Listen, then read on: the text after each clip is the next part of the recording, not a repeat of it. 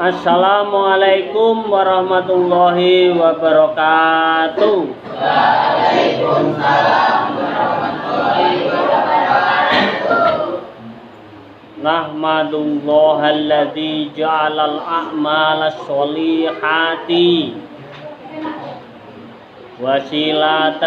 wasilata ila naili na'maih.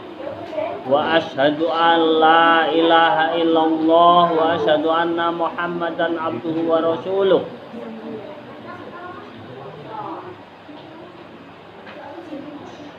Alhamdulillah, kita patut selalu memuji, bersyukur ya. Semuanya milik Allah. Semuanya kepada Allah. Yang wujud itu Allah. Hidup kita hanya fata morgana. Dan sepatutnya lah kita selalu bersyukur kepada Allah Subhanahu wa ta'ala. Karena kita telah diberi kesehatan, kesempatan hidup dari tadi pagi sampai hari ini malam hari dalam keadaan sehat walafiat, tidak kurang suatu apapun. Sholawat salam semoga tetap tercurahkan kepada Nabi Muhammad Sallallahu Alaihi Wasallam. Jamaah yang ada di sini, yang ada di media sosial, yang ada di sini di media sosial, ya. Bersyukur kepada Allah, bersolawat salam kita sudah sampaikan.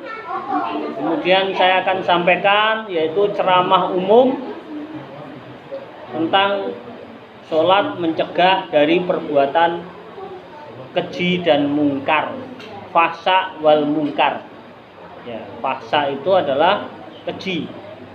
Perbuatan keji itu contohnya apa? Contohnya adalah berzina. Akrobu zina, jangan mendekati zina. Orang yang mendekati zina itu siapa saja? Yaitu orang yang berpacaran di sepi-sepi, di gelap-gelap, berduaan, tidak ada orang. Yang ada adalah Allah Subhanahu wa ta'ala, malaikat, dan jin. Jin ada beberapa, yaitu kafir, musyrik, atau penggoda, yaitu setan. Dibisiki orang yang berdua itu, maka mereka melakukan hal yang terlarang, yaitu melakukan zina. Zina mata, zina tangan, zina kaki, dan zina mulut, zina bibir, dan sebagainya ya. Itu adalah perbuatan keji. Maka kita harus melaksanakan sholat 5 waktu ya, agar akrobu zina bisa ditangkal, karena kita diingatkan oleh Allah. Kemudian yang selanjutnya membunuh, itu adalah perbuatan keji, perbuatan yang dilarang oleh Allah. Membunuh sesama manusia itu tidak boleh. Alasan apapun, kalau tidak ada syariat Islam maka tidak boleh. Ya, itu perbuatan keji. Memfitnah, memfitnah itu juga perbuatan keji. Perbuatan yang dilakukan oleh seseorang membuat seseorang itu mati karakternya, hilang kehormatannya, dan tercemar nama baiknya. Yaitu itu adalah memfitnah. Ya, al fitnatu minal qatl. Fitnah itu lebih kejam dari pembunuhan. Maksudnya bagaimana? Bahwa fitnah yang dilakukan seseorang, apabila seseorang kena fitnah, maka karakternya, hidupnya sebagai orang yang tidak punya nyawa, karena dilihat orang, dicap orang, diberi level label orang bahwa orang itu seperti itu. Nah, itu fitnah itu lebih kejam, ya. Mati pelan-pelan, maka kejam sekali. Karakternya, nama baiknya, dia malu terhadap semua manusia, temannya, kepada temannya malu, kepada siapa saja malu, maka dia akan bersembunyi karena malu itu. Karena malu, takut, maka dia akan sendirian di kamar, mengasingkan diri dan sebagainya. Itu kejam sekali. Dia malu dan takut jadi orang yang kena fitnah itu ya. Maka janganlah kita memfitnah. Berjudi juga seperti itu. Zaman dahulu Rasulullah itu zamannya bahwa judi itu apa saja bisa ditaruhkan. Rumahnya, uangnya, barangnya, sampai istri anaknya ditaruhkan karena dia gila judi. Itu perbuatan keji. Ditaruhkan anaknya, ditaruhkan istrinya, sampai istrinya ditaruhkan zaman Rasulullah. Ya. Zamannya nabi-nabi dulu, kalau sudah suka berjudi, gila judi, maka orang itu akan melakukan apa saja demi untuk menurunkan nafsunya menjadi penjudi. Itu penjudi berat. Maka perbuatan-perbuatan keji yang sudah saya sampaikan itu jangan dilakukan dan akan tercegah menjadi baik manusia kalau kita melaksanakan sholat 5 waktu ya. Di dalam Al-Quran surat Al-Ankabut ayat 45 pernah saya sampaikan di ceramah saya pada judulnya kegelapan. Pada judul kegelapan itu ceramah saya jelaskan yang lengkapnya Al-Quran surat Al-Ankabut ayat 45. A'udzubillahi minasyaitonirrajim. Bismillahirrahmanirrahim. Wa aqimis sholata inna sholata tanha 'anil fahsya'i wal munkar. Dirikanlah sholat. Sesungguhnya sholat itu dapat mencegah perbuatan keji dan mungkar. Jadi perbuatan keji itu sudah saya jelaskan tadi, ya. Perbuatan keji, perbuatan mungkar, buruk, jahat itu akan tercegah. Karena apa? Kita mempunyai iman mendekat Allah, akan diberi oleh Allah kekuatan iman, ingat Allah.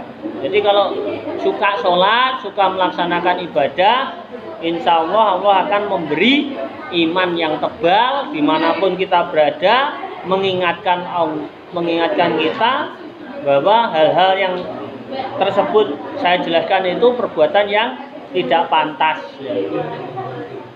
Di hadis riwayat Imam Tabrani yang artinya sholat adalah tiang agama, sholat adalah kunci segala kebaikan. Jadi kalau kita pengen baik, laksanakanlah sholat. Karena apa? Sholat itu mengingat Allah, ya. Ada riwayat Imam Tabrani dari Ibnu Abbas radhiyallahu an. Barang siapa yang sholatnya tidak mampu mencegah dirinya dari perbuatan keji dan mungkar, tidak lain artinya ia semakin jauh dari Allah. Jadi kalau dia melaksanakan sholat, banyak orang menanyakan, Ustadz, Yai, ada orang yang melaksanakan sholat kok masih berbuat keji dan mungkar. Nah, itu ada pertanyaan seperti itu. Maka jawabannya adalah hadis riwayat Imam Tabrani dari Ibnu Abbas. Kalau ada orang yang sregep sholat, rajin sholat, istiqomah sholat, tapi masih melakukan kegiatan-kegiatan atau melakukan perbuatan-perbuatan keji dan mungkar, sebenarnya dia itu jauh dari apa yang dinamakan sholat itu. Intinya sholat itu ingat Allah. Kalau dia masih melakukan perbuatan keji dan mungkar, artinya dia tidak ingat Allah. Waktu sholat ingat, tidak sholat tidak ingat. Maka di dalam hadis riwayat Imam Tabrani, waktu enggak sholat dia jauh dari Allah. Maka akhirnya kalau dia melakukan kegiatan-kegiatan yang keji dan mungkar, maka sholatnya yang dulunya sregep itu tahu-tahu malas sholat. Iya, tahu-tahu malas. Karena apa? Karena perbuatan keji dan mungkar itu menyebabkan hatinya itu menjadi gelap. Pernah saya jelaskan di ceramah-ceramah saya, gelap hatinya. Kalau dia melakukan perbuatan-perbuatan yang jahat, perbuatan-perbuatan mungkar, itu hatinya gelap. Dia tidak tahu mana yang benar, mana yang salah. Ya, makanya kita sebagai jamaah yang ada di sini di media sosial ya, janganlah kita melakukan hal-hal yang dilarang oleh Allah, perbuatan keji dan mungkar. Karena apa? Perbuatan itu menggelapkan hati kita. Hati kita itu menjadi gelap gulita. Pikiran kita gelap, otak kita gelap. Maka kalau sudah gelap, Allah akan menunjukkan hal-hal yang buruk, petunjuknya yang baik-baik tidak ada. Maka dibiarkan oleh Allah. Karena jauh kok. Dia menjauhi Allah. Dia sudah tahu bahwa perbuatan itu keji mungkar masih dilakukan. Dia sebenarnya jauh dari Allah. Ya, di dalam hadis riwayat Tabrani ini ya. Kemudian jangan lupa ya, jamaah yang ada di sini di media sosial. A'udzubillahi minasyaitonirrajim. Bismillahirrahmanirrahim. Awwalu ma yuhasabu bihil abdu yaumal qiyamati as-shalah wa in soluhat soluha sairu amalihi wa in fasadat fasada sairuhu amalihi. Rawahu atau Tabrani. Amal perbuatan yang pertama kali dikisap untuk seorang hamba kelak pada hari kiamat ialah sholat. Bila mana sholatnya sempurna atau baik, maka amalan yang lain menjadi baik. Dan bila mana sholatnya itu rusak, tidak sempurna, maka rusak pula segala amalan yang lain. Jadi sebenarnya yang merusak diri kita sendiri itu diri kita sendiri. Kita sudah diberi oleh Allah petunjuk Al-Quran, hadis, sunnah-sunnah Rasul.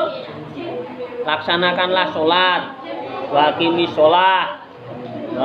sholah, inna sholata tanha anil fahsya wal munkar. Ya, sudah diberi petunjuk. Mengapa mereka itu tidak mau? Karena manusia itu mempunyai apa? Hawa nafsu, keinginan yang membludak, keinginan yang gelap, keinginan yang buruk, yang jahat. Ya, makanya kita sebagai manusia harus mempelajari bagaimana cara kita menjadi orang yang baik, menjadi orang yang tahu itu benar, itu salah, mengetahui bahwa kita punya akal, bahwa hal-hal semacam itu janganlah dilakukan, yaitu fahsya wal munkar. Jamaah yang ada di sini dan jamaah yang ada di media sosial, jangan lupa kita laksanakan sholat 5 waktu, dan kita jangan lupa kita jauhi perbuatan fahsya dan mungkar. Kalau kita tidak menjauhi fahsya dan mungkar, sebenarnya sholat yang kita lakukan itu malah menjauhkan kita dari Allah. Karena apa? Lama-lama orang yang melakukan fahsya mungkar itu akan gelap hatinya dan akan menjadi malas sholatnya. Banyak sekali ya. Saya sendiri mengetahui banyak manusia, orang-orang itu kalau setelah melakukan perbuatan fahsya mungkar, mereka biasanya sholat, sekarang tidak sholat, malas sholat. Biasanya berjamaah, malah tidak berjamaah.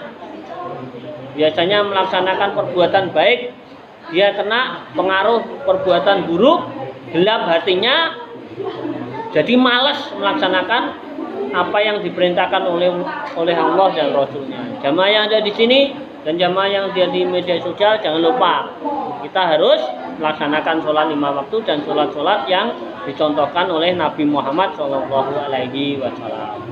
Nanti ada ya, pertanyaan. Saya akhiri. Bila taufiq hidayah. Assalamualaikum warahmatullahi wabarakatuh. Waalaikumsalam warahmatullahi wabarakatuh.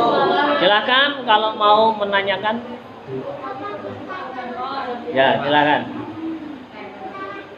Nanti kan intinya sholat itu mengingat kepada Allah. Nah, seumpama ya kasus waktu kita sholat berjamaah itu kita gak fokus pada Allah, tapi waktu kita sholat sendiri itu kita malah fokus pada Allah. Nah itu lebih utamanya kita sholat sendiri apa sholat berjamaah? Oh ya, bagus pertanyaannya. Banyak orang sekarang ini mulai arahnya itu ke sendirian ya, karena dia mempunyai alasan kalau sholat sendiri fokus, kalau sholat berjamaah tidak fokus ya. Itu sebenarnya diberi bisikan-bisikan oleh setan ya. Setan itu membisikkan kita agar kita itu tidak bisa mencapai tingkat ke 27 derajat ya. Makanya kita harus eling terus. Eling itu tidak mesti sholat itu. Eling ingat Allah itu dimanapun berada sebenarnya. Tapi istiqomahnya eling atau tetapnya eling atau terus menerusnya eling itu adalah melaksanakan kewajiban kita kepada Allah adalah sholat 5 waktu. Karena ini fokusnya pasti fokus, ingatnya mesti ya, ingatnya mesti. Tetapi godaan-godaan yang ada di dalam sholat tidak hanya sholat sendiri, ada sholat berjamaah, ada sholat sendirian, itu semuanya ada godaannya ya. Makanya lebih baiknya sambil belajar fokus, khusyuk ya, khusyuk dan tawaduk waktu sholat berjamaah saja. Karena apa? Rasulullah pernah menyampaikan bahwa sholat berjamaah itu nilainya 27 derajat atau levelnya 27. Kalau kita sendirian itu 1, kalau kita berjamaah itu 27. Makanya hal-hal semacam itu perlu kita pelajari bagaimana kita baiknya. Seperti kita berdagang sendiri fokus, berdagang banyak orang tidak fokus. Itu kita ini fokus dan tidak, itu karena hati kita sebelumnya. Hati kita fokuskan ya. Kita tata hati kita. Makanya penataan hati, manajemen kolbu itu penting. Kita sholat sendiri fokus, sholat jamaah juga berusaha fokus. Karena apa? Dagang sendiri punya toko 1 itu batine hanya 2 juta 3 juta sehari. Tapi kalau kita bersama-sama, kita berdagang, contohnya berdagang, maka akan mendapatkan keuntungan yang berlipat ganda, bisa mencapai ratusan juta atau miliaran rupiah ya. Makanya orang-orang pandai cerdas itu biasanya punya uang banyak itu dia tidak berdagang, tapi dia mempunyai saham. Sahamnya di dunia, Amerika beli, Swiss beli, Argentina beli, Jepang beli, Cina beli sahamnya mereka. Indonesia beli, yang menguntungkan ya, daripada uangnya digunakan sendiri untuk berdagang ya. Yang terpenting apa? Belajar fokus, belajar khusyuk ya. Semua orang itu pasti ada godaannya, tapi yang terpenting saya jelaskan bahwa sholat sendiri itu boleh saja, tapi kalau ada atau di situ ada masjid mushola, tidak ada udzur, tidak ada kesulitan, tidak ada alasan yang pasti, maka sholatlah berjamaah. Karena nilai jamaah itu 1, itu 27 derajat. Yang kedua, menjaga tali silaturahim. Yang ketiga, menjadikan badan kita sehat karena kita menuju ke masjid. Ya. Keempat, pahalanya untuk pergi ke masjid atau musola itu mendapatkan pahala yang besar. 5, mendapatkan naungan Allah. Ya. Malaikat itu menaungi orang-orang yang mau berjamaah. Jadi 5 hal itu, atau manfaatnya banyak, hanya 5 saja. Ya. Mungkin itu ya yang bisa saya sampaikan. Janganlah kita mempunyai pemikiran bahwa oh aku sholat dewi ae iso fokus, jamaah enggak boleh. Ya. Jadi kita berusaha sholat sendiri, monggo, karena sesuatu hal atau udzur atau alasan yang kuat. Tapi lebih baiknya kalau dekat musola masjid itu berjamaah lebih baik karena 27 derajat. Ya juga harus fokus, khusyuk, tawaduk. Mungkin itu yang bisa saya sampaikan ya. Bila taufiq hidayah. Wassalamualaikum warahmatullahi wabarakatuh.